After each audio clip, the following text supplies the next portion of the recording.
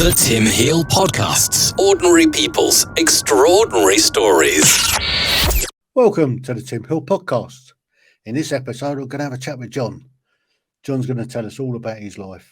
So, Jon, if you can tell me when and where you were born, and if you could describe what it was like where you grew up, the schools you went to, and the education that you received. It's all yours, Jon. All right. Well, I actually have quite an interesting birth story. Not that I really remember it, except that it was recounted in pictures and stories from my mom and dad. But I was born at 26 weeks back in 1982. And back then, there wasn't really a high survival rate for preemies born that early. 26 weeks was considered very early back then. So I was born at home on a Sunday morning. My mom originally thought she had to go to the bathroom and realized, no, I think the baby's coming. And my dad said, there's just something that kind of, there's words that no man ever really wants to hear. That is, I think the baby's coming when it's 3 months before you're due. But my dad, he had the presence of mind to perform CPR with his pinky finger. He said I was born like I was blue. My eyes were shut, ears were folded over. Like he said, you just looked like this little kitten. And he unplugged my nose with a little syringe and got my heart beating, called for the ambulance and whatnot. And I spent the next 9 weeks on life support in a neonatal intensive care unit in Vancouver, British Columbia. So that's on the west coast of Canada. And I guess that's quite something for a bloke to know what to do. Was he a medic of some sort? Well, see, my dad grew up, my grandfather was an oil field geologist who traveled all around the world, which sounds probably more glamorous than it actually is. For my dad, it was like, you make some friends, you get yanked up, you move somewhere else. He went to boarding school in the UK and whatnot. But when he was in Australia, because my grandfather is from New Zealand. So when he was in Australia, my dad did surf life saving. And so the Australian surf lifesavers are actually quite famous for their skills and abilities. And so he had that in his background. Right. So that's kind of where we got that skill set from. Yeah. I guess that's kind of lucky for you then. Well, it is, you see, because I think with his presence of mind doing that, because you could imagine if it was, because we didn't live in a city. We lived quite a ways outside of the city. And so you can imagine if I just laid there, like not breathing, maybe for 5 minutes or 10 minutes before the ambulance got there, or however long it might be, maybe I would have survived, but maybe I would have suffered significant brain damage from oxygen deprivation. But because of his presence of mind and cool head in the situation, as far as I can tell, I don't have any notable brain damage that I'm aware of. So I feel incredibly fortunate in that regard. So did he manage to? What did he do with the umbilical cord? Did he have the foresight to cut that, or no? He left that one on, and maybe what that was probably beneficial as well, because obviously it needs to be cut within about 20 minutes, but it's now recognized that there's benefit to not cutting it immediately, but rather to leave it on and allow the placenta to sort of pulsate and deliver some of that cord blood back into the baby as well, so increasing the blood volume a little bit. And so, you think about, I think about all these little circumstances that took place, that little details that you'd never think about, but they come together in such a way that, here I am today doing this that I do. So that's amazing. So you survived the first 9 weeks of early birth. And so you came out of hospital, obviously, sort of after sort of finishing growing and everything. I had to get to a certain weight before they would release me. And so, credit to my mom and dad, they had a 1-year-old. My brother's only a year older than me. Like I joke that I was an accident in every sense of the word. They were, they were hoping for a daughter. I think it was a failure of 1980s contraception. So, and because they were hoping, disappointed they should have been. So my poor mom is trying to raise this 1-year-old while having like an infant in neonatal intensive care in a hospital about 45 minutes drive away. And so and my dad was a pest control exterminator at the time, which is a very busy job. And a lot of the work that he was doing is like after hours or before hours. So some really, really long days on his part. Mm.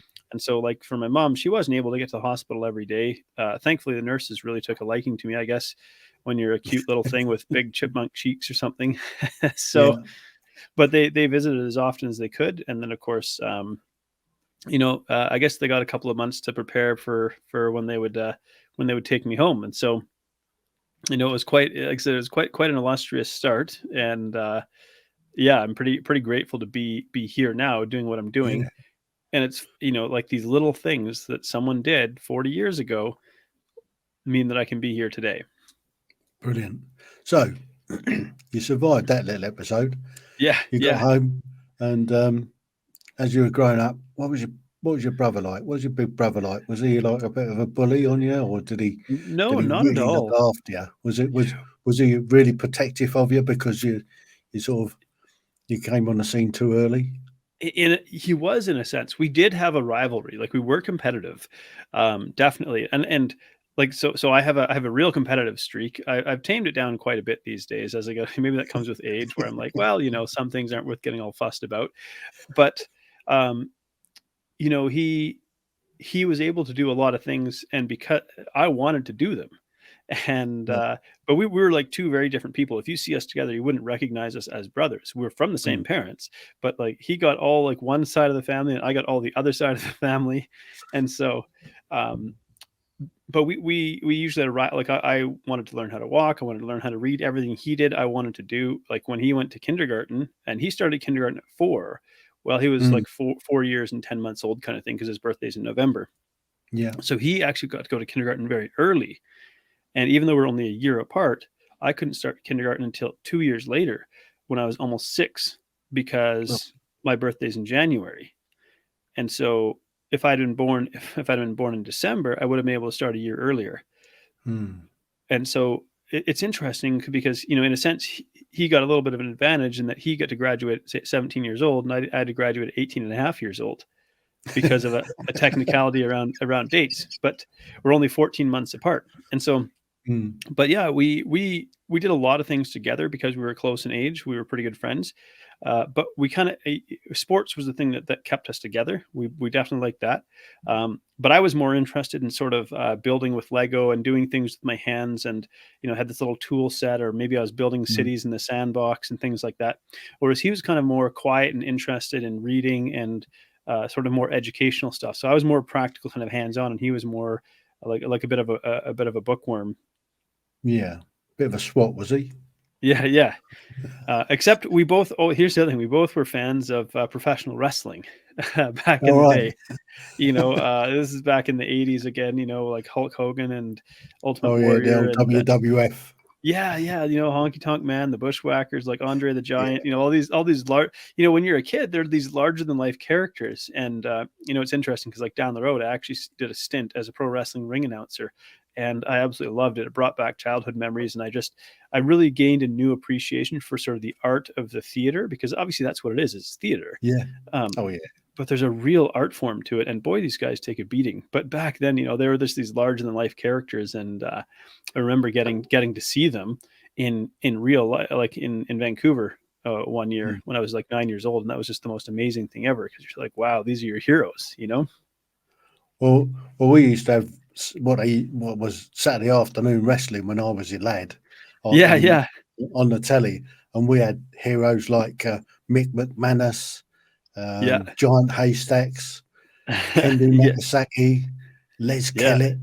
Les Kellett yeah. was one of my favourites. He was Okay. really, really funny in the ring. But this is Yeah, way before the old WWF stuff. This was yeah. Saturday afternoon wrestling in England. Well, there's a history back there, you see, because I mean, it was a friend of mine who was a pro wrestler, and he's also a paramedic by trade, and he doesn't wrestle so much anymore. I mean, obviously, circumstances of the last couple of years really put aside sort of live events, and he really Mm. quite misses it. Um, it's not an easy life. It's almost a bit like a carny life. you're on the road a lot. You're not like most people aren't making a lot of money. You're doing these independent circuits. You do it, but you only do it because you love it. For most people, Yeah. because you probably aren't going to make it to the big show. And but where it emerged was, these traveling like circuses and carnivals and things, these guys would have bare knuckle boxing fights, but they came to realize that, well, we can't beat the tire out of each other every night. Like, we're just going to kill each other. So what we need to do is we need to start scripting this, and one night you win and one night I win, and we put on a show, but just for our own health's sake, we don't beat the tar out of each other. And that was kind of the birth of what we now know as professional wrestling. Mm.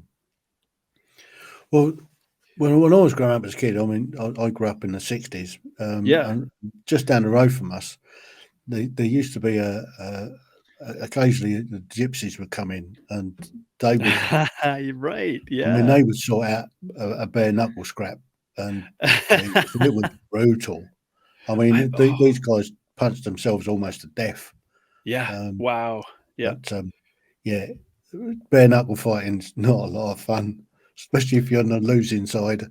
Well, no kidding. Well, there was a movie about that maybe 20 odd years ago. What was that called? It had Brad Pitt in it. Oh, anyway, Any Which Way But Loose. That would have been one of them. I was thinking of another one. It was one of those like famous like sort of gangster movie directors. Snatch, I think is what it was called. All right. And so Brad Pitt was Pikey, I guess they called them. Yeah. I don't know if that was an insult or if that was like a term of endearment, but they called them Pikeys, and they would go in and get into these fights, and they would sort of make it look like they were losing, get everybody to place bets on the other guy winning, and then he'd all of a sudden bounce back and knock him out cold kind of thing, and they'd all make off like bandits winning their bets. Yeah. And so it's funny because gypsies don't have a great reputation, and like my brother's married to a Romanian, and they got married in Romania, and I spent some time living in Poland as well, and they actually have a gypsy king. I don't know, many people don't realize this. But the Gypsy King is like a multimillionaire, but it's off the backs of basically stealing and thievery, and reselling what they steal, and so it's. They do say that Romania is a country full of thieves. Yeah, and it's kind of too bad, because I mean, of course, I recognize they're human beings too, but the way that they sort of operate in our society is kind of closer to the way that a parasite operates, in that like a parasite just takes from the host, but it doesn't give anything back. But it's not enough to, like, the parasite doesn't kill the host, because then it couldn't survive. So it's like, but they just have this propensity for taking and taking and taking and never offering anything back. And so like at my brother's wedding, in Romania, you get married in the courthouse first and have just a little celebration on the sidewalk, because now everybody can cram into the courthouse, and then you go to the actual reception and event center. But outside the courthouse, there was these gypsy children kind of come up and steal the cookies and things, and it's like, this is my brother's wedding. Could you have a little bit of respect instead of trying to pick people's pockets and steal the cookies while we're trying to have a wedding? And so for me, I was, of course, really frustrated, because I'm like, this is my brother. I've flown, halfway across the world to be there, to be the best man at his wedding, and so on. And there, and I think actually some of the gypsy parents even looked a little bit embarrassed. They were kind of off to the side in the shadows, kind of looking a bit embarrassed by the behavior of their kids. But the kids were really rude. Like, they would swear and they would just give you the finger, and like, they just didn't care. And so it was really, like I look back now, because I'm very interested in behavioral psychology, and I think it's really interesting to kind of observe how they function in society. So yeah, that's quite a fascinating little sidetrack there. Yeah, well, I got a little sidetrack on Romania many years ago, when I was between the army. I did some driving, and was driving from Dagenham, Fords at Dagenham to Fords at Istanbul. Okay. And we used to come back into Bulgaria and load up with wine. And right. Okay. They always said, if you're going to transit Romania, don't stop anywhere for the night. Keep going. Interesting. So anyway, this lad, he was told, don't stop in Romania. You're asking for trouble. So he's parked up in the lay-by. He's woke up in the morning, started up his truck, gone to move off. Nothing's happening. So he's got out to kick his tyres that weren't there. Oh, man. His whole truck was up on bricks. Yeah. And the funny part about it, the Herberts that nicked his tyres sold him his tyres back. Oh, like, so did he know that he was buying his own tires back, or Oh yeah, what? he, Yeah. he he was aware of that, and they fleeced him, absolutely fleeced him. Man. Because you used to get money to when you drive down there, because everything was cash. Right, So right, you right, buy your diesel for cash and all the rest of it. So they know you right, got about £1,200 on you. right. Yeah, no kidding. That's interesting because, yeah, my brother had a house in Romania. They eventually sold it, but they had to have like this 8-foot fence and like razor wire across the top, Yeah. because if nobody was in the house, because they had a really nice garden and they grew a lot of food, they did, and people would be coming in there trying to steal the food. So Mm. yeah, that's. I mean, it's kind of it might be a funny story to look back on, Yeah, but but I don't think it was oh, for him. yeah, I was gonna say, yeah, for him, I think I'd be pretty cheesed if Mm. that happened to me. So Yeah. Anyway, let's get back on track, because I think yeah, we've strayed off the path quite a long way, actually. yeah, yeah, So, so your junior school, yeah. your junior school, how did that go? So You know, you're more practical than your brother. Your brother was a bookworm. How did yes. you fare during school? Well, I have this little trick, and that is that I have quite a good memory for facts and information. And so the way that education is set up, or at least the way that it used to be set up, it probably is somewhat similar to this day. But standardized testing is how you get your grades, really. And so I could absorb material pretty easily and not have to study and just get great grades on tests. And that really annoyed like a lot of my classmates in a sense, because back then, of course, it wasn't cool. It wasn't, to get good grades. You were like a nerd, you were a dork, you Yeah. were, a geek. These things, they weren't cool terms the way that they kind of are now. Like they've been sort of taken by segments of the population, made into something popular. But back then, it was like, no, nobody liked it when you got good grades and when you Yeah. get top of the class all the time. And kind of worse when it's like you didn't really try.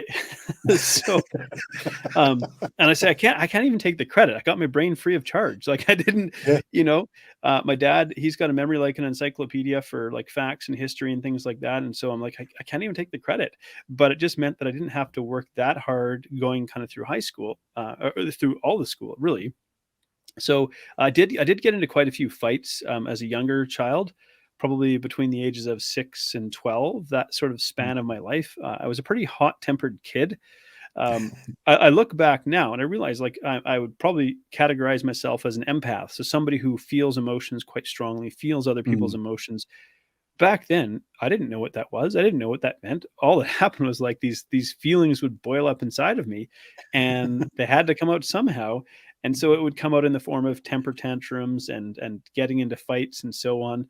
Mm. So I think they it's call that HDHD now or something, isn't it? probably something along those lines. Yeah, I do Yeah. think I have a bit of an ADHD brain. My brain jumps around a lot, but I've never Mm. been diagnosed with it or anything like that. But probably it's why I'm better off as an entrepreneur than trying to work for somebody.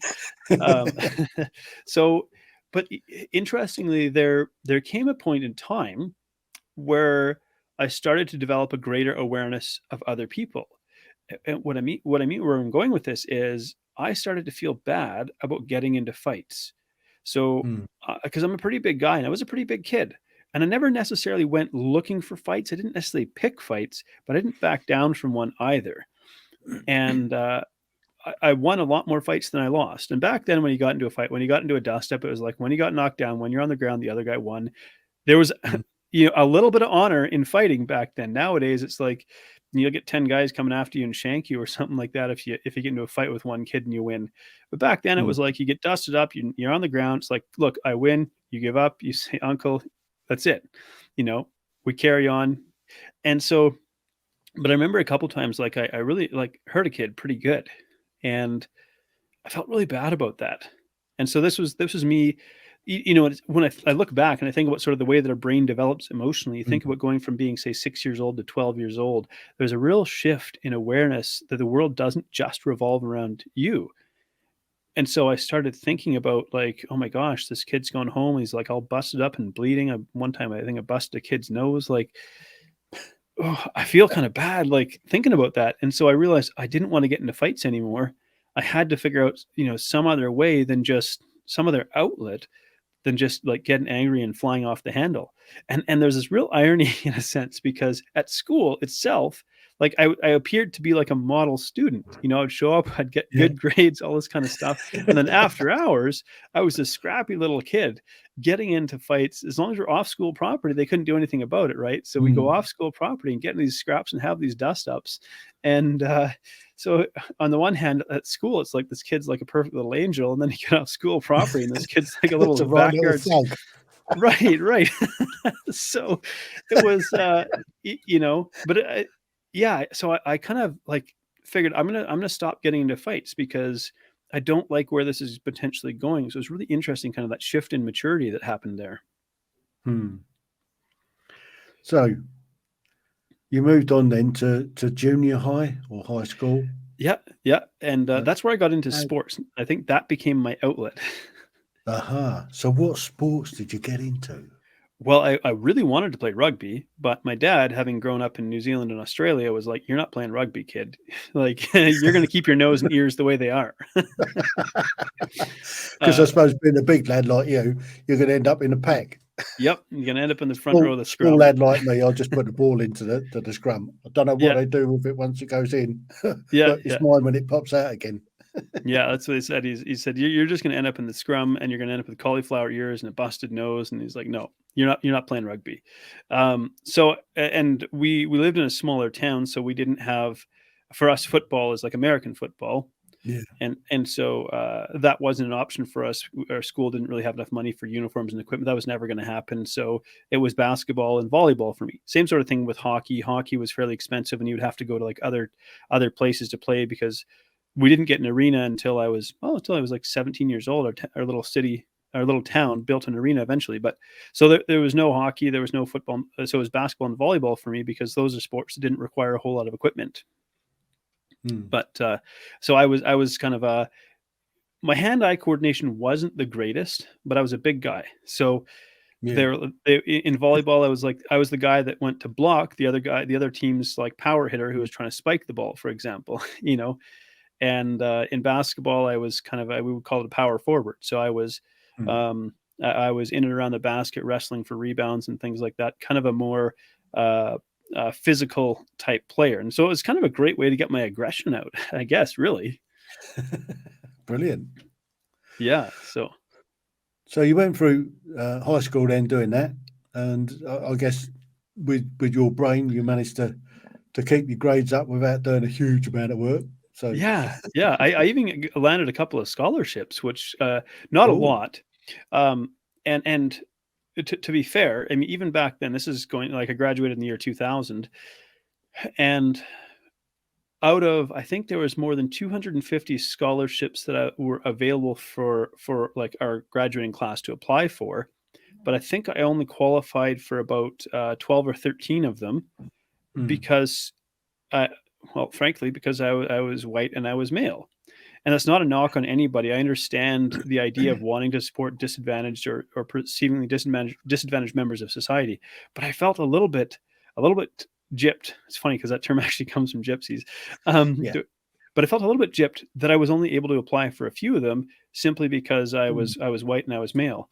Because we didn't actually grow up with a whole lot. Like my parents got by on not very much, and by growing a garden, by canning, and like there were some pretty lean years through the 90s with my parents. And I can tell you what, they did a wonderful job. Like my mom sewed our clothes. Like they just found ways of making it work with almost nothing. And so here I was, like, I didn't grow up with a whole lot, but I wasn't able to apply for scholarships because I really wasn't the right sort of demographic characteristics. And so, but I ended up going to University of Victoria. So that's on Vancouver Island, again, on the west coast of British Columbia. And here I was going to a university that had 10 times more people than the town I grew up in. So a town I grew up in at that time had maybe 2,000 people as a population. I'm going to this university with 20,000 people. And I joke that the university had more attractive girls than my town had people. So that was quite a shift for me. I was like 18-year-old, young guy, Yeah. just full of testosterone, being like, oh my goodness, like I've never seen so many like amazing girls in like one location. So you spent you spent your college years chasing crumpet, did you? Well, a little bit of that. I mean, I was a chemistry and music major, actually, and it's kind of a funny thing because I really like music, and it turns out I'm pretty good at math, and I like languages as well. They all seem to tie in together. But after a year of studying music, I realized, you know what, I'm probably not going to make much of a living off of this. My idea had been like, maybe I'd get into being a music producer because I really like the idea of being able to take someone's work and sort of tweak it and refine it and turn it into something even more sort of robust and beautiful. But I realized this is probably a path to nowhere. And I realized I didn't really want to be a music teacher. And I picked chemistry because I thought biology was too easy, physics was a little bit Mm. hard, and chemistry seemed like the middle ground. But chemistry is actually pretty tough too.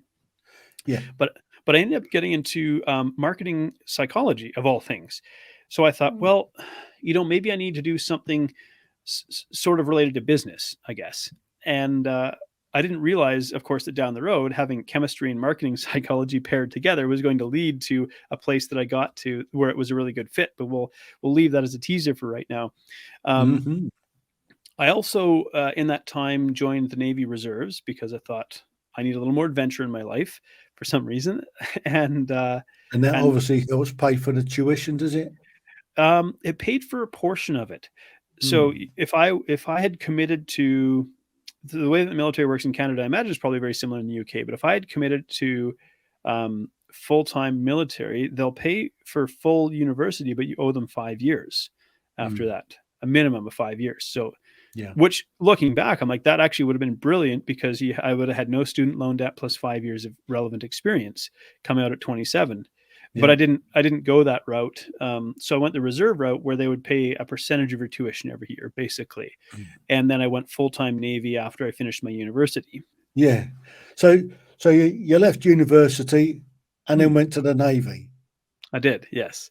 That So did that wasn't very clever, was it? no, not really. You should have I, committed to the Navy to start with, I should have. and you Man, wouldn't have had a student oh, debt. I look back and I'm like, the whole hindsight is 2020 thing, and it's like, Oh yeah, yeah, I'm at this place in my life now, but I think, boy, if I'd have known then what I know now, I sure would have done things differently. But back yeah, then, try to convince me of anything, and I was a headstrong dummy.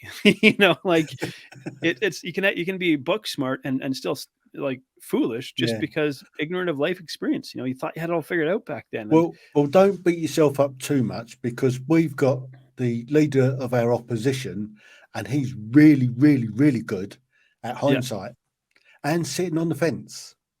okay, that's So Keir Starmer, you might have heard of him. well, maybe I should have been a politician. But I think the problem is to actually, I don't want to get too sidetracked, but to actually succeed as a politician, you have to be willing to lie, give Yeah, people what they want to hear versus tell them the truth of the matter. And it's almost like maybe you don't set out to do it deliberately, but in order to succeed, you can't. If people really don't want to hear the uncomfortable truth, and so they're more, mm, we have a leader that just told people a whole bunch of sunny lies, and yeah, we're in a really tough spot. I mean, globally, we're in a tough spot, anyways. But so yeah, yeah, maybe it's good I'm not a politician. We'll put it that way. yeah. I mean, your illustrious leader over there, he's not making a lot of sense at the moment, and he's He certainly never has upset an really. awful lot of people just lately with his draconian Yeah, yeah, sectorial. I mean, yeah. what's It going was on with the poor truckers? Yeah, it was really surprising. And the way that I think about this is a healthy democracy should be able to tolerate peaceful protest. Yeah, And there's this sort of trick that people pull in the media where they just start to throw around labels and they just distort the truth of what's happening. But what was yeah, really interesting is the legacy media was being called out for a lot of this sort of fraud because you have people on the ground with cell phones documenting all of this, and they're going, this yeah, is what's actually happening here, and this is what the media isn't showing you. the issue here is that it really starts to create mistrust in our public institutions. And when we start to create mistrust, like I believe we've all had like quite a bit of cynicism around like sort of government and things like that. Yeah. But there's a degree of cynicism and mistrust that maybe didn't previously exist. And it's because we're being shown the gap between what's presented to us and what's actually happening. And we're able to verify it for ourselves. And so we're living in a really kind of interesting time in history. But yeah, our prime minister, Mm. you know, on the one hand, he says all these nice things, and then behind closed doors, he's implementing these laws that Yeah. is putting a noose around people in a sense. So it's it's terrible when something like an overt war is happening, like what's happening over in Eastern Europe. I've lived over in Eastern Yeah. Europe, but here it's much more subtle, and Mm. I think banking on the fact that people now have very short memories because we live in the age of the never ending now with social media. Yeah. Stuff that happened a week ago is forgotten unless you're a politician. They dig up something from the 90s to smear you with. So, Well, if you look at the news over here, COVID's finished. right, all of a That sudden we doesn't totally exist. forgot about it. That, It doesn't that exist doesn't anymore. happen anymore. Afghanistan has gone away. Nobody talks about there's that. Yeah. 25 million people starving to death in Afghanistan. It's a bigger crisis than I think that's going on in Ukraine at the moment. Yeah. But that's Well, and then there's the not Saudi-Yemen not even conflict. on the radar. Yeah. Well, like the Saudi-Yemen conflict, where there's, I think, nearly 400,000 people have died. Yeah. So I think what it highlights is we're sort of being shown this is what you're supposed to pay attention to, and a lot of people go along with it without really realizing they're kind of being played. Mm. And it's Yeah. tragic, because you look at who benefits, because that's the thing, and really, It's again, certainly the not more, the taxpayer. yeah, like the more I guess maybe it's the older I get and the more I really try to practice the skill of critical thinking and not necessarily just reacting emotively and Mm. so on. It's really a shame what we see emerging, because I'm like, Yeah. if you look at who benefits, so media is not beholden to the public, right? They're not beholden to the people they're presenting information to. They're beholden to the people who pay the bills. And the people who pay the bills have an agenda. And because they have an agenda and they finance them, they can say, this is how you need to present this. Yeah. And so it's like a fatal flaw in the system in terms of how it functions. And I don't see it getting corrected anytime soon. No. And I think that's a problem in most democracies at the moment. It's the money that's talking, and it's the taxpayer that's coughing up and losing out. And that's where we're going with that. Anyway, we've sidetracked again. I mean, you're very good at sidetracking off. So, it's that ADD brain.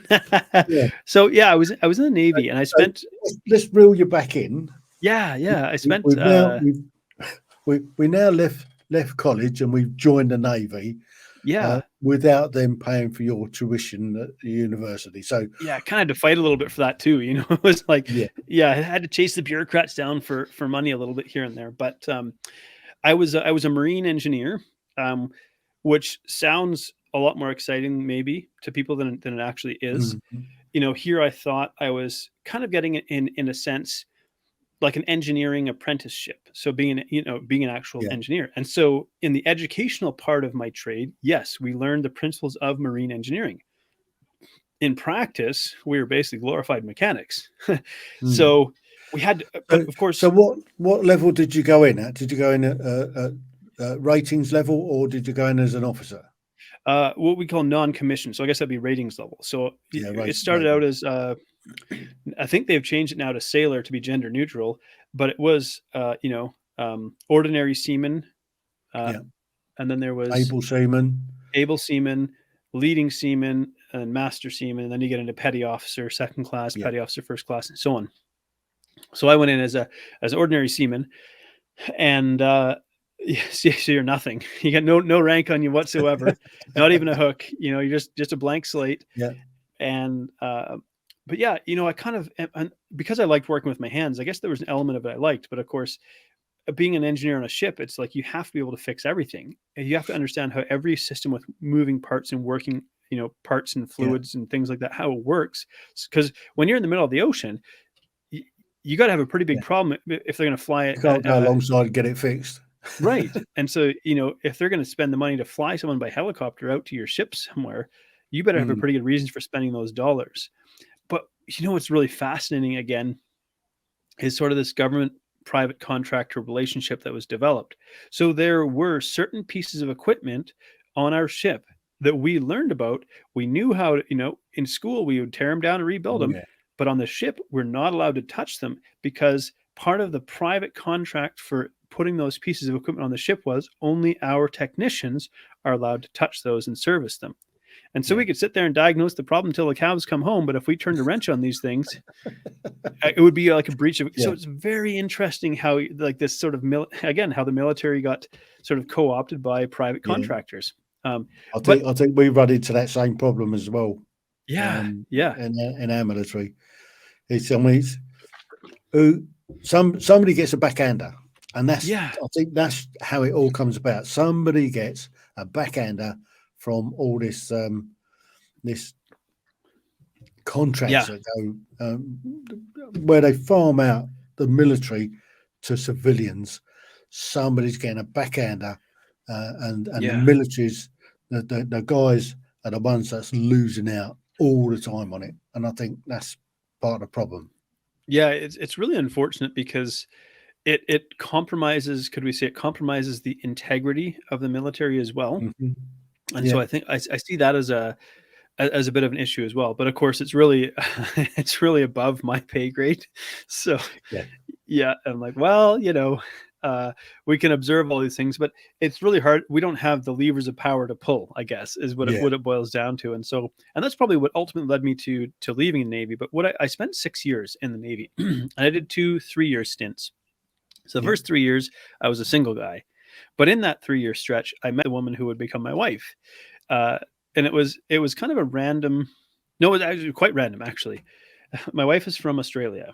And we're going back to 2003.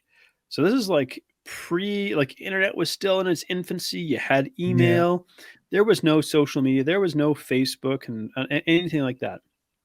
But this girl, she met some of my friends in Vancouver. And I was living in Victoria on Vancouver Island.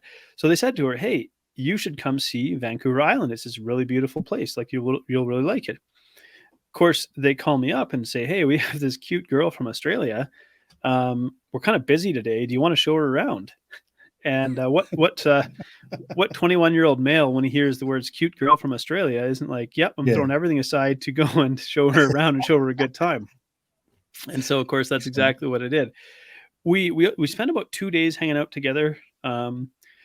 We flirted a lot. It was clear that we had chemistry and connected, but I think in both of our minds, it was like, I'm never going to see this person again. So nothing really serious took place, just plenty of flirting and whatnot. But she did hand me a little note. It said a Gumtree note from Michelle, so very Australian, and it had her email address on it, and it was a Hotmail address. So back in the day, people used to have Hotmail. Yeah. And some people still have it. Yeah. So we started emailing back and forth that year. And then Microsoft came out with MSN Messenger. And so I probably isn't a thing anymore. They now have like Team, but anyways, they had MSN Messenger, and that was quite a thing, being able to message back and forth, but then it got to the point where I said, well, we're doing a lot of messaging back and forth. Why don't we talk on the phone? And so we started doing phone cards. So back in the day, it was, you'd go to a place like, I don't know if do you have 7-Eleven in the UK, or is it just a North American thing? Yeah, same sort of thing. We have a Spar. Yeah, just like a corner shop kind of thing. And you would buy these phone cards, and you would either get one with a connection fee or without. So let's say if we knew if we're going to talk for more than 43 minutes, because you do the calculations, you pay the connection fee, and then, say 1.5 cents a minute. But if you're going to talk for a short call, you use the no connection fee, and you pay like 7 cents a minute. Because when you're a poor student, well, I was in the Navy at this point in time, but I still had student loan debts and things. You're kind of pinching your pennies, And so the whole it was a treat when we got to use the phone card thing. And then Skype came out, which was another like sort of revolutionary thing. I think that came out in probably 2005, if I'm not mistaken. And so, but the connection it's a lot of wires between Australia and Canada. So the connection was pretty bad. So phone cards were like a real treat for us. But it became clear that we really had a chemistry because, and her mom would observe, she's like, you talk to your boyfriend. She had a boyfriend at the time. I didn't know about this. She didn't happen to like omit that detail in our conversations. Now, to be fair, I'd had a girlfriend at that time and I also omitted that detail, So I think in the back of both of our minds, we were aware that there is something here and I don't want to accidentally throw it away by mentioning them in a relationship. So neither of us wanted to scare the other person away, but because she was in Australia and I was in Canada, it was like, is this going to turn into anything or not? I don't really know, But her mom observed, she's like, you talk to your boyfriend for like 15 minutes and you leave the phone call just angry and crying. And then you talk to this guy from Canada and you talk to him for like 2 hours or 3 hours. And I just hear you giggling away and just laughing. And why aren't you in Canada with this guy? And she's like, oh, mom, we're just friends. We just like each other and blah, blah, blah. And her mom was like, well, that's some serious like. And so when I would call, her mom would be like, Michelle, it's serious like, and so that's what she started calling me, was serious like. So, in a nutshell. So then here's where it gets kind of interesting. So 2.5 years, almost to the day after we had met, Michelle did fly back to Canada to see me. And we weren't official. We weren't like boyfriend, girlfriend. We were just, hey, come to Canada. Let's see what happens. I mean, I was like pretty certain this is where it was going to go. But I think she'd been kind of burned because she's had a really bad relationship previously. Yeah. She was a little bit more sort of gun shy. So now, remembering that there's no social media yet, and she'd only sent me one picture in 2.5 years, like one photograph, an actual physical photograph. So I was like, I met you once and I've only seen one photograph of you. How am I even going to be able to pick, like, Vancouver Airport in July is a busy airport. Like, there's millions of people streaming around this extremely busy. How am I ever going to find you? And so she says, well, maybe I'll wear like a colorful hat, so you'll be able to spot me. Right? Oh, okay. So, well, Vancouver Airport, it has like, you have to go through customs, then you kind of come up those doors and there's like the railing, you have to go like all the way around, and it's kind of a long walk to actually get to where people are waiting for you. But you can see when people come out the door. And so the door is open and out comes this girl in a Tigger costume. Full head to toe Tigger costume, hood, tail, everything, pushing a luggage trolley. And of course, she's like, maybe 100 feet away, and there's just so many people. There's no way I can get anywhere closer. But I know exactly who that is, And she's sitting here hopping along behind her trolley, being like, "This guy better be here." Tell you what, if this guy doesn't show up, like it was pretty funny. So she's trying to find me, and I was like, I don't even know how I can get to her, kind of thing. And so we're trying to, and so somebody stops her and is like, hey, because people started cheering, everyone's just like, hey, here's Tigger. Everyone loves Tigger. Everyone's cheering random. They have no idea who she is or why she's here, and everyone's cheering away. And so anyway, somebody stops her to ask her like why she's wearing a Tigger costume. And I'm kind of able to work my way through the crowd to get to her. So it really was like this crazy busy day. And then she turns around and all of a sudden there I am. And so she just like jumps into my arms, wraps her legs around me, wraps her arms around me, and starts hugging me. And everybody started cheering and clapping, because everyone seemed like this Tigger, pushing the luggage trolley, and they're all just kind of like, again, Tigger's a really fun character. And then she jumps into my arms, and it was actually it was like a movie moment, and so being the cheeky guy that I am, I was like, oh, well, might as well go for it. So I just kissed her, and that was the start of it. And so, of course, she insists that she was just coming over to kind of be friends and see if there was anything there. But I'm like, that's a pretty big trip to wear, and to come over and wear a Tigger costume and all of this. And so underneath that Tigger costume, because it was, middle of summer, blazing hot. So obviously she's not going to wear it. Underneath her Tigger costume, she had a T-shirt with Winnie the Pooh on it that said, "Be my honey." So I knew at that time that we were going to be together. Yeah, that's it. So, yeah. You've been together ever since? Yeah, we've been together ever since. So. Brilliant. So, bring us up to date. So we left. We went back to Australia. So I did my 3 years in the Navy. I developed this relationship. Interestingly, when she came back to Canada, I was actually injured, and I wasn't on the ships at the time because I'd had a motorcycle accident. My ankle was injured, and I wasn't allowed to go on the ships because you can't go on an unstable platform when you can't stand properly. So we actually spent a lot of time together, because here I was getting paid to show up, to an office for, 2 hours a day to answer a phone that didn't ring, just to justify giving me a paycheck while I'm injured. But so I ended up signing up for a leave of absence, and I took a 1 year leave of absence, went back to Australia for a year, and we got married over there. My brother flew over to Australia. We had the wedding and all that, and then we flew back to Canada, and I did another 3-year stint in the Navy. But about 2.5 years through this stint, I came home one day to my wife, and I was like, I don't want to keep doing this. Because in the Navy, I was just gone all the time, whether it was on duty on the base or whether it was being shipped off somewhere. Like, I was just gone all the time. I was like, I don't want to keep doing this. This is, you flew halfway around the world to be my wife, you're away from your family and whatnot, and I'm gone all the time. And it's not a great place to be. So I said, why don't we go teach English somewhere? Just this random idea, I paid off my student loans. We'd saved up some money, and I was like, why don't we just go teach English somewhere? And lo and behold, a couple of months later, we're on a plane from Vancouver to Puerto Vallarta, Mexico.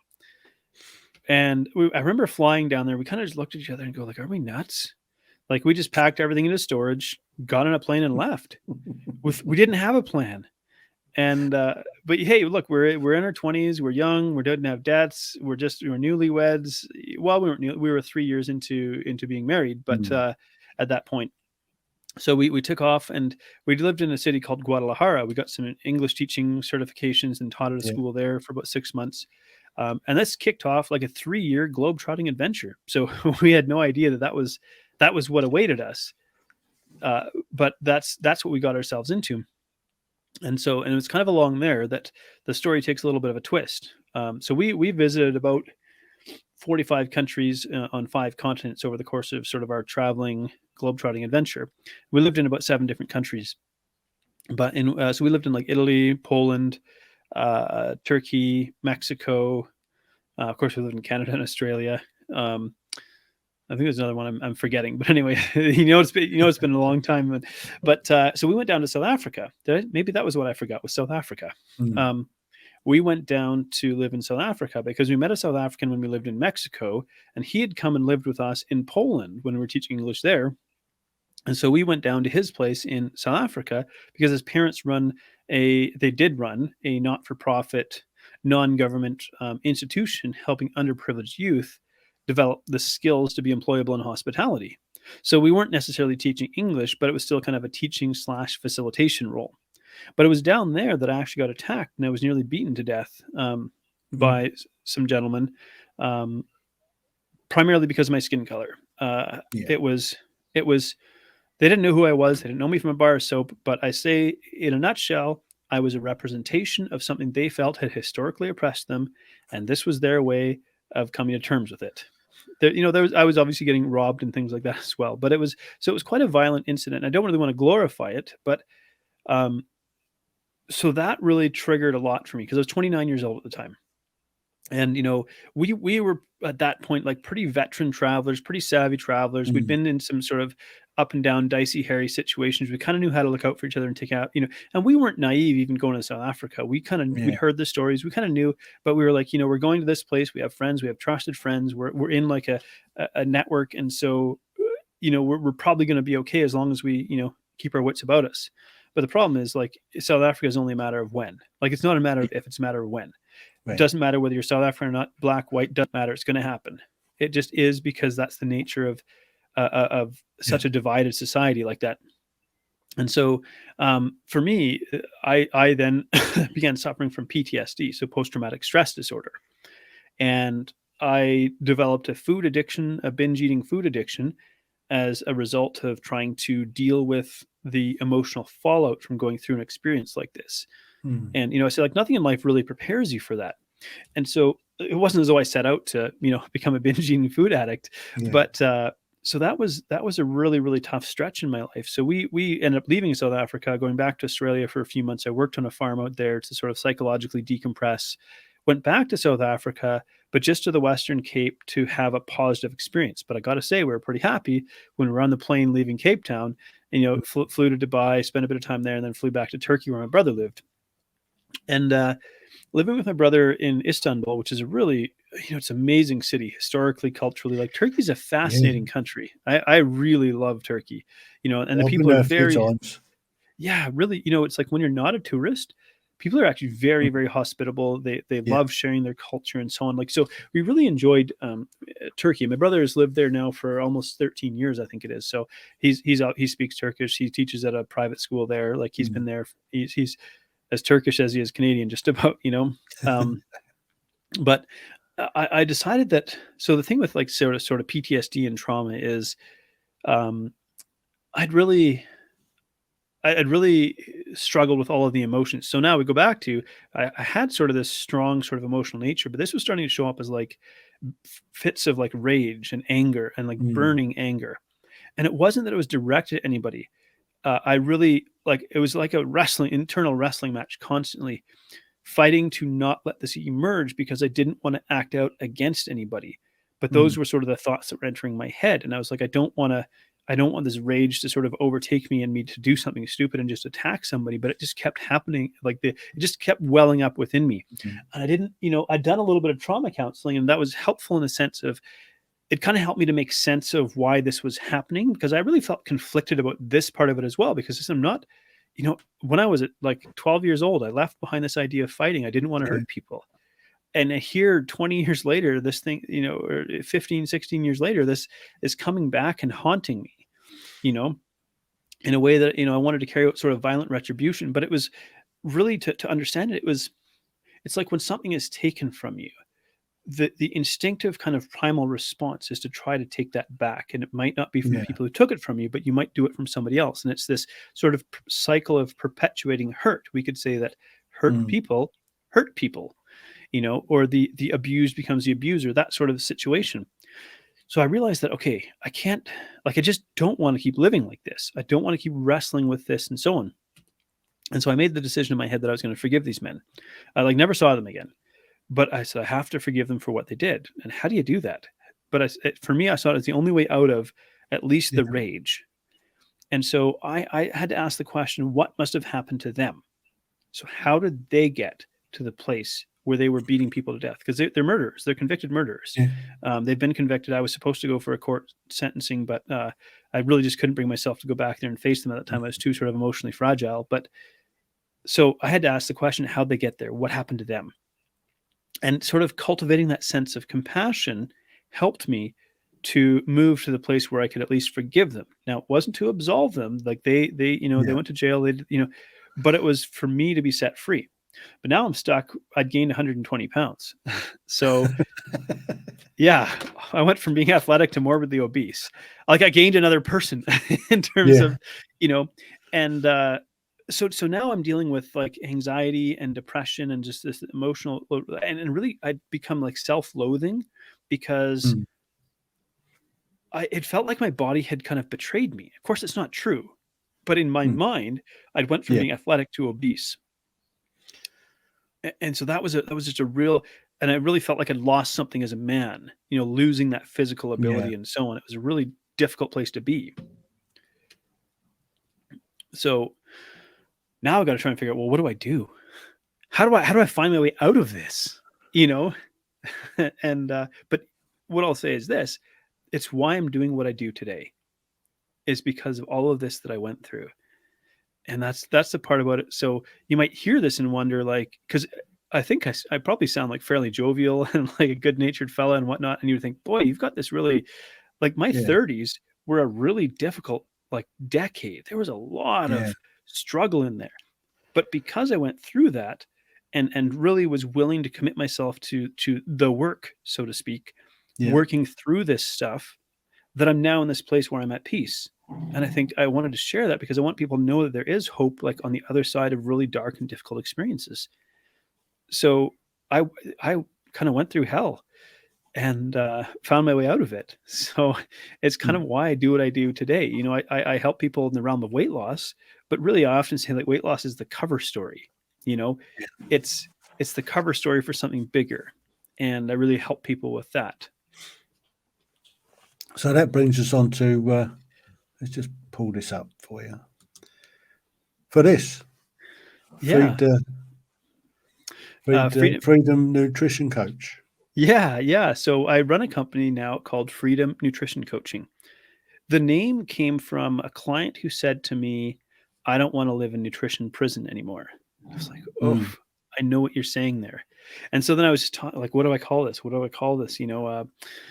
And so I just, freedom, nutrition, so, but what do I do is I coach people. I'm a qualified nutritionist and I have my background in behavioral psychology from university, but it's like a coach is like a guide, I guess, someone who Mm. takes you through something, Yeah. but you still have to do the work and develop the skills. So the way that I would describe it is, I try to marry the science of metabolism with the psychology of behavior change and the compassion of human connection. So when we try to create change, we're confronted with our own natural biological resistance to change. Our primal brain wants to keep us safe. So it wants to keep things the same. Mm. It's just how we're wired. And probably it served us well when we lived in much more hostile conditions where familiarity meant safety and unknown meant danger. When we try to connect the psychology of behavior change to the compassion of human connection, I think these are the really, really important pieces here. So maybe it's helpful to touch on the word compassion and what that actually means, because I felt like I didn't really understand it, especially as a male, and kind of with masculine culture, to talk about something like compassion. Maybe it almost felt like I was diminishing myself to show compassion or even self compassion or self love, because really, men don't really talk about these things. And I didn't do this on my own. I got to give credit to a coach that I had. So I'd hired coaches to try to lose the weight because I had this idea in my head that, you know, if I could just lose the weight, then I'll be happy. Maybe I'll stop hating myself. That was the idea that I had. But I was struggling because the weight wasn't really the issue. The weight was the symptom. It was a symptom of everything else that had gone wrong. And so I hired this coach thinking, you're going to help me lose weight. And that's going to, I'm going to look good. I'm going to look physically good. And, I'll love myself again. Maybe I'll feel like I'm attractive for my wife, all this kind of stuff.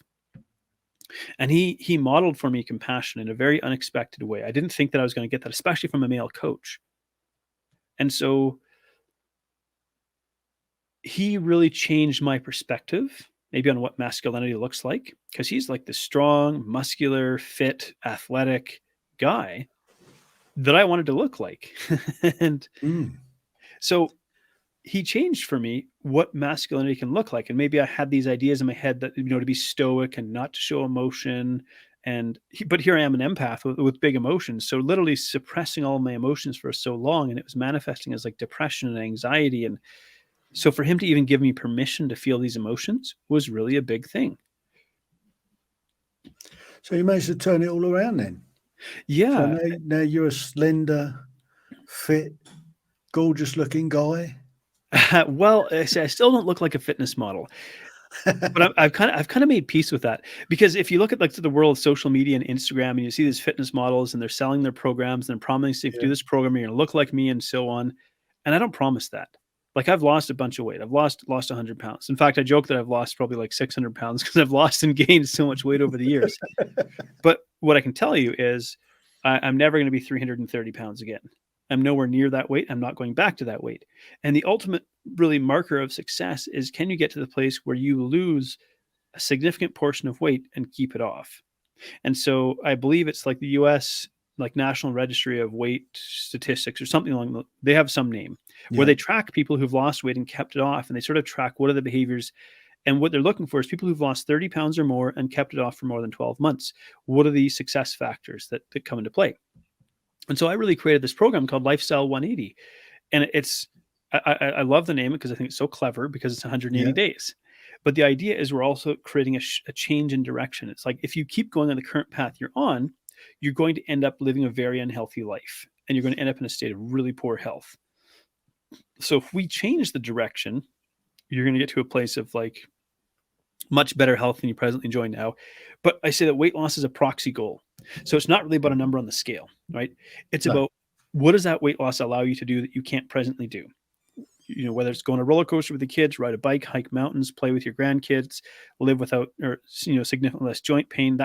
So we get hung up on the scale. And it's like, I almost wish I could just mark it as side effects might include weight loss, instead Yeah. of this pressure to, but you kind of got to meet people where they're at, because people still want to lose weight. But it's like, once I start working with you, you're going to figure out that this isn't really about weight loss. That's the truth of it. No, it's all about state of mind. Mindset. It's again that mindset, and from that mindset, everything else starts dropping into place. You start eating healthy. You start doing healthy things. You stop suffering from. I mean, for me, it's joint pains and stuff like that. Yeah, But yeah. I spent the best part of my life abusing my body in one way or another, Right. and having the military abuse it as well. So Yeah, at the moment, I'm a statistic. I'm on a waiting list. I'm on a waiting list to see a surgeon to talk about replacing some hips and knees and things. So right, yeah. And it's really remarkable, even in terms of surgery, how far that's actually come as well. yeah, It's very impressive. I mean, obviously there's still quite a recovery time, but it can really restore a lot of mobility. And I'm like, I hope I don't require it, but if done. But here's the thing: I've had a couple motorcycle accidents. I've been obese. I've really beat up on my body with powerlifting and things like that. So who knows? 20 years down the road, and I've got a 1-year-old right now. I started fatherhood a bit late in life, but that'll keep you running around. Yeah, and or make me feel really old. Yeah, boy, talk about not getting sleep. So for my son, if you watch this 20 years later, kid, I did not get a lot of sleep in this part of your life. Now, obviously, it's not your feel fault. guilty. Yeah, I feel really guilty about this, but he's so cute. Like, even, and here's the beautiful thing about all that I went through, and kind of the work that I did, and the emotional work and the mindset work, and it is now I have such a level of patience and compassion and understanding for him. So, he's flipping out, he's howling because he doesn't want to hold the blue spoon to feed himself, and it doesn't even faze me in the slightest. I'm just like, all right, kid, it feels like a big deal to you right now, and you're just sharing that. The thing I don't want to teach him is that having emotions is a bad thing, that they should be suppressed. What we want to learn is we can be with these uncomfortable emotions, and it's not the end of the world. And so it's like, he knows the word no. And it's funny, you just say no, like, in other words, don't throw your food on the floor, it goes in your mouth, and he just gives you this look and just starts to bawl. How dare you? It's the anger, like, he's got that little temper, I can see it, coming out. How dare you tell me? You need one of these. Yeah. Or one of those. Yeah. So he but it's just funny to watch it, because I'm like, it's all right. It's all right. I 5 years ago, 10 years ago, I would have got really worked up about him crying about these things. And now I'm just cool as a cucumber. He can be bawling his head off. And, like, obviously I'm looking, is there anything that I can see that's wrong? Does he have gas? Is he upset tummy? Is something hurt? Did he bump bump his head? Okay. None of those things. Okay. This is just an emotional thing and really all he needs to know, like, I'm like, the answer's still no, kid, but I'm going to sit with you. I'm not going to say no and leave you alone to suffer. I'm going to say no, and I'll hold you, and you can scream and thump your hands and all that. And I'm just going to hold you, and then you're going to calm down, and we're going to carry on loving each other. So it's, I mean, clearly, obviously I love being a dad. I wouldn't trade it for the world. And, he lights up our life, and we just love him with, like, you really can't put it into words. And I now kind of get it. People say, like, you won't understand until you're a parent, like, this kind of love that you develop. And it's like, it's a beautiful thing. Fantastic. Well, John, I think you've gone through the mill a bit. Yeah. Well, they say that life come out the back end of it. Well, they say that life begins at 40, and I'm like, absolutely. There's so much to that. Like, I've been through a lot in the first 40 years of my life. Well, really, like, the first 20 years, I think we're actually, like, pretty good. Like, obviously we had some financial and economic hardship, and it was tough growing up with not a whole lot and stuff like that. But I think that helped develop a little bit of character. But the next 20 years, boy, things got really interesting. And it's like, so now I'm kind of excited for what lies ahead, because I'm in such a good place, emotionally, mentally, I still have health goals I'm working on. I still have business goals that I'm working towards, because running a business through a pandemic is not such an easy task. No. I feel deeply fortunate that I still have my business when many people have lost theirs, but your business, is it online? it is, yes, Or it's exclusively online now. So, and really, I kind of, I'm fortunate that I have a couple of different streams of income. Look, I'm not a millionaire. I'm not wildly rich. I'm not one of these gurus telling you, hey, do what I do and make millions of dollars. But because I'm really good at what I do, and I'm good at what I do because I have a brain for it. Like I said, I can't take the credit. Yeah. I got it free of charge, but I've got a really good brain for this. I've got the life experience having lived this. I have wonderful mentors in my life. But because I'm good at what I do, I've also, got some contracts with some really good companies that help to keep me like with steady work, Yeah. And there's something to be said for just like when you know what you love to do and you're passionate about it and you pursue it and you develop mastery. Like I've really, I think I'm a natural coach and teacher, if I could say that, but I've worked really hard and I've worked with a lot of mentors to develop that skill and to really go from being sort of a diamond in the rough to actually being really good at it. And I think we shouldn't shy away from becoming really good at something. And so I say to people, like, I'm a world-class coach that nobody knows about, but I know I'm a world-class coach because I've worked with world-class coaches and even coached world-class coaches. So I know that I'm at that level. It's just that I got no fame attached to my name, and maybe that's a good thing. Well, you never know. Yeah. Might come from this podcast. Yeah, there you go. Maybe one person hears this and goes, "Hey, you know what? I need to know a bit more about this guy." So Absolutely, that's what it's all about. Yeah. If it So doesn't happen, it doesn't happen. But hey, at the end of the day, I mean, look, I got a beautiful wife who loves me. I got a gorgeous little boy who loves me. I get to do what I love. I get to podcast, which I love talking to people, as you may have discovered. No. Like, yeah, surprise. I have 3 podcasts of my own because I just really enjoy conversation. And I also enjoy being the other side of the mic and exploring other people's stories, right? So I have one called Between the Before and After. And that's about exploring people's stories of overcoming, maybe they overcame cancer or the loss of a loved one or things like that. And how did you get through and keep living your life? It's Not So Black and White is another one of my shows. And that's just, I feel like we lost the ability to have civil discourse and civil disagreement and nuanced discussion around topics. And so I thought, well, I want to create a space. I could complain about it, or I could just do something and just create a space. Yeah. And so I'd love to have people tune in and listen to a couple of those, and maybe I'll become a famous podcaster, But we're all striving to do that. Yeah. But, so it's like I get to do what I love. I'm not a millionaire. Yeah. I still have goals. Like I still have struggles in life, but I've got, a beautiful marriage, a beautiful son. I do what I love.